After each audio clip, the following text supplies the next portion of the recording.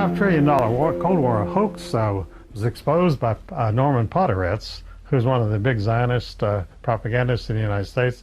He was the editor of Commentary in New York City of the American Jewish Committee, which was the unofficial Bible of world Zionism. Commentary carried very serious articles by respected writers on economic and political things. It was like the Council on Foreign Relations publication, Foreign Affairs. These were the Bibles of people in the State Department and in Congress to read they had to read these articles to know what was to do. And that's how they got their instructions.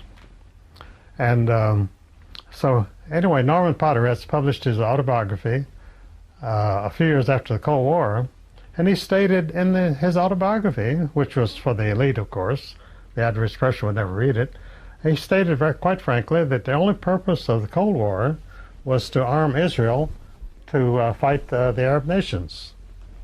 We're in Iraq today because Podhoretz armed Israel in the 1940s, 50s.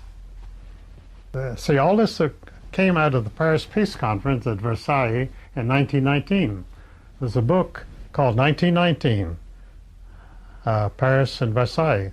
And that's a very important book. It tells you everything that was done at the Versailles Peace Conference. And one of the main things was a very vigorous Zionist conference at the World Peace Conference in 1919. And the Zionists got everything they wanted, including Woodrow Wilson, who was a very ardent Zionist himself. So he put Brandeis, who was the head of the World Zionist Organization, which was a very powerful position, he put him on the Supreme Court of the United States. And that's when Wilson put Brandeis on the Supreme Court, that is when the Supreme Court became the operating instrument of the world conspiracy right there. And it's been that ever since.